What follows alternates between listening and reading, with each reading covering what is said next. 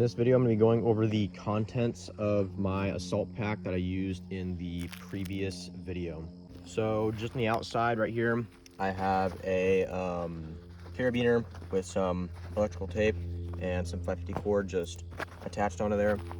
And then I also have right here, this is my sleep system waterproof bivy cover. This is just a USGI bivy cover that's in M81 woodland. You can kind of see it in there.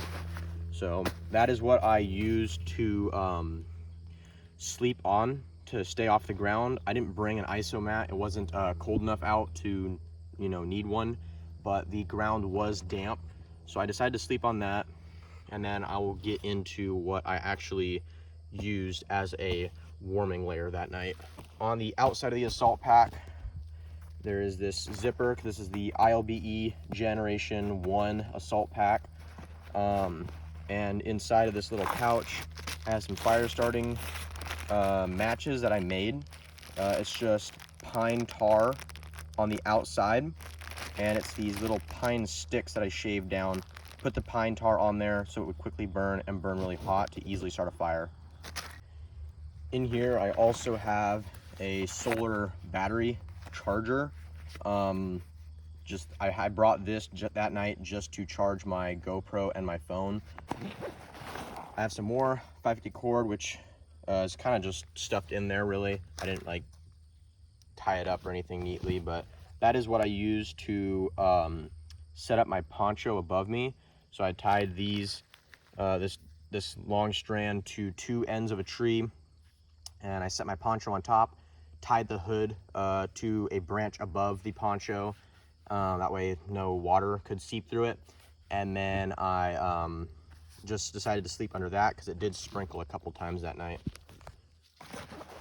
I also brought this saw. I always carry this in either my salt pack or try to put it on my belt kit somehow. And I just use this to quickly cut firewood and clear branches that might have been in my way where I was sleeping.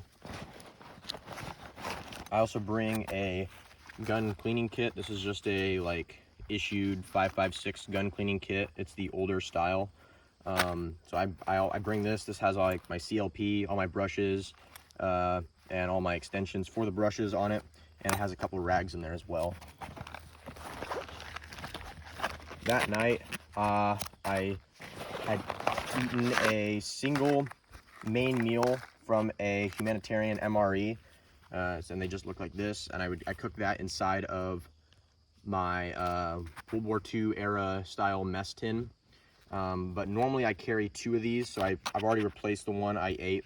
So I carry two of those and two types of snacks. So when I woke up, I ate a shortbread cookie. So this is the one right here. And then I also that night had mixed a cornbread packet from an MRE, but to replace that, I just put this fig bar. So in the main part of this pack, I decided to organize it based off of how often I might need to use something.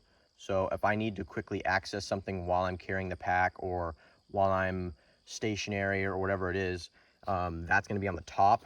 And then if I don't need something like certain warming layers during the night or something like wherever my sleep system I'm using is, that's going to be on the bottom. So I essentially organized it just like how you have a rucksack, but this is again just like a overnight or 1 or 2 night and quick set up a sleeping position or fighting position and then pack it all up and then move on. So for the top, I have a poncho just in case it starts raining, because there was a chances of rain throughout both those days. So I have the poncho on the top.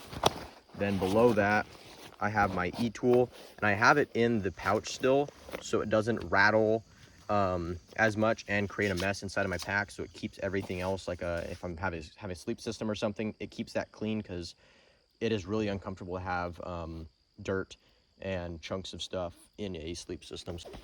Then below that, I have my fleece. So I just kind of stuffed this in there, and I didn't really need to pack a whole lot, so I didn't fold this in there. It just was not necessary. So I just stuffed that fleece in there. Then below that, I had my mess tin. which also inside of there I have things like extra snacks, extra fire starting stuff. I have napkins and some other things like some spices in there as well.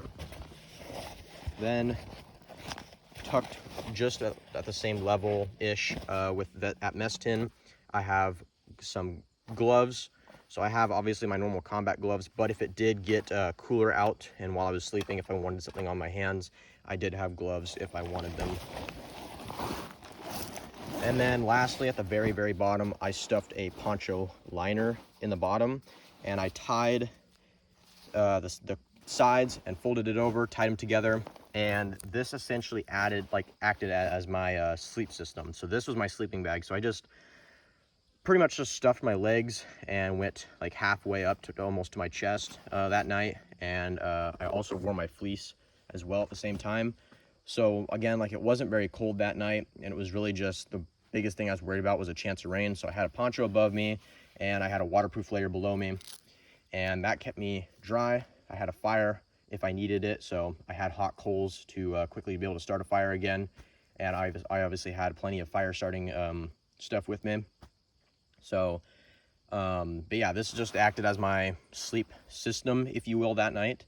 And it's really basic, obviously, but again, it was not cold enough to need any more. I could have brought a sleeping bag and I probably would have been even more comfortable, but I really didn't need it.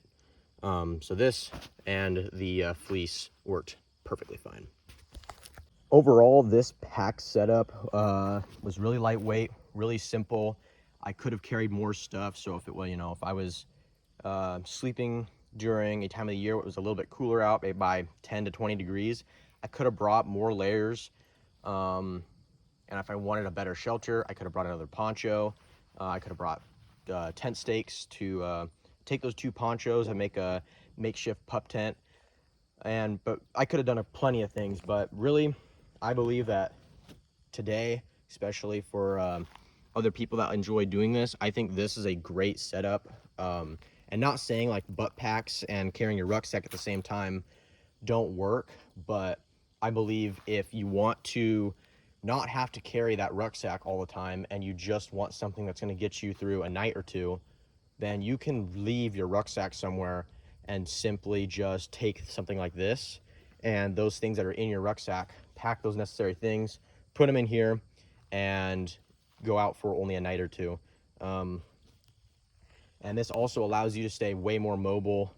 You're not as big of a silhouette, and you can easily take things in and out, like reorganize it and have it set up specifically for whatever mission you need it for.